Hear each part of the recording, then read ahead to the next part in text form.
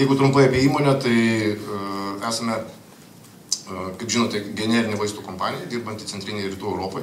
Mes fokusuojamės iš tą regioną ir artimiausių metų čia fokusuosimės. Pagrindiniai investuotojai yra finansiniai investuotojai, tai yra Citi, Venture Capital International, Invalda ir Amber Trust. Pagrindinės rinkos tai yra Lenkija ir Rusija, jos sudaro absoliučiai didžiąją dalį mūsų visų pardavimų. Plus papildomai dirbame kitose pagrindinėse regiono rinkose, aišku, pradant namų rinką Lietuva, plus kitos ir gerai išvystytos rinkos tokios kaip Čekija, Slovakija, Vengrija, plus Bulgarija su didesniu potencialu, lygiai taip pat Ukraina, vėlgi su laukiamu potencialu. Kaip žinote, šiuo metu turime porą gamyklų, vieną Lietuvoje, kitą Lenkijoje. Prieš porą-trejetą metų nusprendėme fokusuotis 5 pagrindinėse terapinėse grupėse, tai būtų dermatologija, tai būtų oftalmologija, kažkiek tai galbūt naujas sritis atrodytų iš tikrųjų tai perimtas bagažas iš endokrinių preparatų, kada mes juos įsigijome 2004 metais kaip įmonė nutraukusią gamybą, tai yra mes atgaiviname oftalmologijos segmentą, tai reiškia akių lašai. Metabolikai tai daugiau būtų tiek diabetologiniai vaistai, neinsulininiai, plus kiti, tai yra įskaitant ir vitaminus, tai yra kaip paprasčiausius dalykus. Ir urologija, tai yra naujas segmentas, kurį mes pradėjome vystyti maždaug prieš 2,5 metų. Plus ten, kur mes tradiciškai stiprus Lietuvoje ir Lenkijoje, tai yra injekciniai vaistai ir būtent tai skirti pagrindai yra ligoninėms. Šiuo metu apyvarta mūsų yra apie 100 milijonų eurų ir maždaug 30% EBITDA pelningumas. Po Slovakijos gamyklos pardavimo turime šiek tiek daugiau nei 1000 darbuotojų. Neatsistosiu ties istoriją, kurią visi puikiai žinot.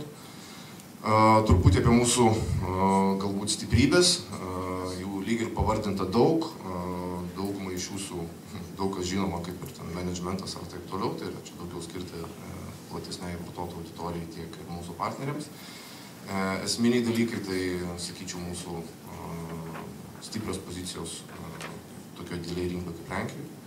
Tai yra mūsų portfelis, kuris yra pakankamai diversifikuotas ir orientuotas sąlyginai, pavadinkim tai, į nišas. Tai yra traktuojama, kad į nišas, nors iš tikrųjų pagal apyvartą bet kuris segmentas jisai skaičiuojamas 10 milijonų eurų arba 100 milijonų eurų.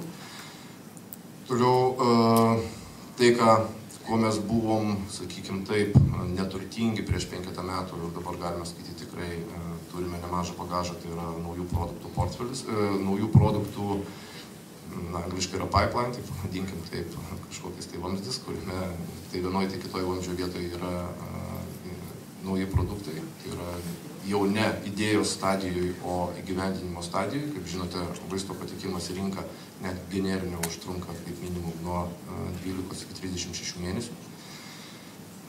Turime pakankamai modernius gamybinius pajėgumus ir gamyklas, tai yra pilnai ir teisingai sertifikuotos ir nuolatos teisingai kokybiškai prižiūrimos. Sakyčiau, neblogai pasitaisėme savo finansinę padėtį, likvidumą ir kitus rodiklius, todėl galime sakyti, kad tikrai išbridom iš tos rizikos zonos, kada mūsų įsiskolinimas lyginant su EBITDA ar pardavimais buvo pakankamai aukštas. Šiuo metu, sakyčiau, mes esame netgi labai sveikame lygyje. Perinant toliau ir kažkiek tai pabrėžiant, ką mes visi aišku šiaip žinome ir su kitais produktais, tai yra, mes dirbame centrinėje rytų Europoje, tai yra regione, kuris tiek teoriškai, tiek praktiškai turėtų vytis vakarų Europą. Šiek tiek iliustracijos, kiek išleidžiama pinigų vakarų Europoje ir išsivysčiusiose šalyse ir mūsų regione. Tai kaip matome, turime pakankamai daug erdvės augti, tai yra pats regionas nori, nenori, jisai su laiku augs, vien dėl vienodėjančių standartų Europos Sąjungoje ir kylančių sveikatos priežiūros reikalavimų. Šiek tiek apie rinkas, vėlgi rinkos daugumai jūsų yra pažįstamos, kas link gyventojų skaičiaus arba geografijos. tiesiog kai kur pabrėžiant, tai yra visgi Lenkija patampa nauja žvaigždė, kaip aš sakau, niekada neklausykite tai, ką sako investment bankininkai.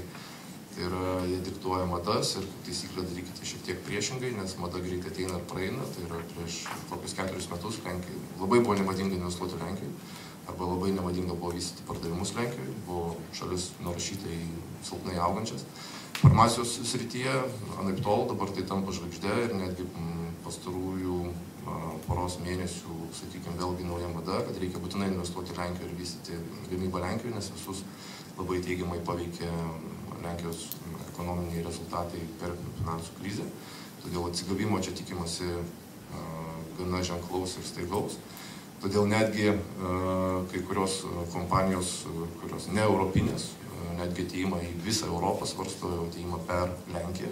Pati Lenkija, netgi farmacijos rinkoje, įsitvirtino kaip numeris 5 visoje Europoje, su potencialu galbūt patapti numeris 4. Be abejo, tai užtruks ne vienerius metus, bet iš tikrųjų rinka turinti labai didelį potencialą. Rusija, natūralu, kaip visada ir visur, tai yra labai masinantis kąsnis, bet iš tikrųjų to pačiu šiek tiek rizikingas ir mažiau prognozuojant. Gyventojų yra pakankamai daug, išlaidos vienam gyventojui nėra tokios didelės, plus vaistų kompensavimo sistema, kuri yra šiuo metu galiojanti, jinai nėra tobula ir anaiptol, bet žiūrint į pasiryžimą ir į projektus, tai yra visgi prie normalaus vaistų kompensavimo čia yra artėjama, anksčiau ir vėliau jisai tikrai bus. Anksčiau ir vėliau išlaidos sveikatos apsaugos sistemoje reformos jos tikrai ateis.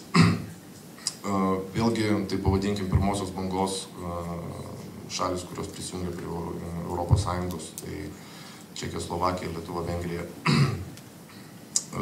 Latvija, tai šalis, kurios, sakyčiau taip, turi vidutiniškai išvystytą farmacijos rinką, kurios šalis netgi labai gerai išvystyta. Tai būtų kaip Čekija ir Vengrija. Čekijoje todėl vėlgi nėra itin didelė rinka, bet didelė konkurencija. Vėlgi tas rinkos išvystymas pakankamai pritraukia daug žaidėjų. Vengrija labai specifinė rinka dėl to, kad valstybė vienokio ar kitokio būdų, gal ne visai tinkamas žodis, nori numelžti farmacinės kompanijas, tai yra vienokio ar kitokio būdų, įveda įvairiausius mokesčius, netgi mokesčius už kiekvieną medicinos atstovą, kuris nėra simbolinis, tai yra maždaug 20 000 eurų per metus. Todėl rinka yra gana sunki, vienokiais ar kitokiais būdais, netgi sakyčiau šiek tiek, kaip pasakyti, orientuota ir vietinius gamintojus. Tai yra prioritetizavimas vietinių gamintojų yra labai didelis, tokių kaip Gedeon Richter ar Egis. Ukraina arba Bulgarija, tai yra, sakykime taip, kaip sakiau, yra su laiku kylančio žvaigždė.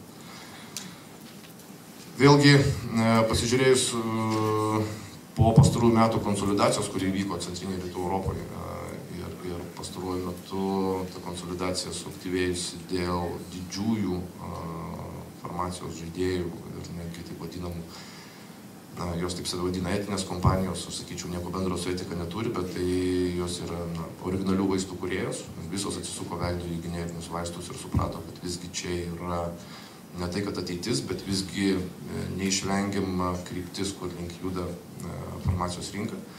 Dauguma jų ėmė kurti generinius padalinius ir tikrai neblogai apsipirko šiame regione.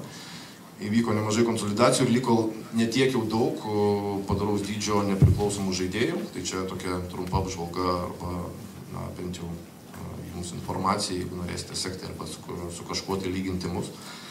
Tai šiek tiek užuomina, su kuo lyginti, su kokių kompanijų rodikliais ir įsivaizduoti, ar mums geriau ar blogiau sekasi lyginant su kitais.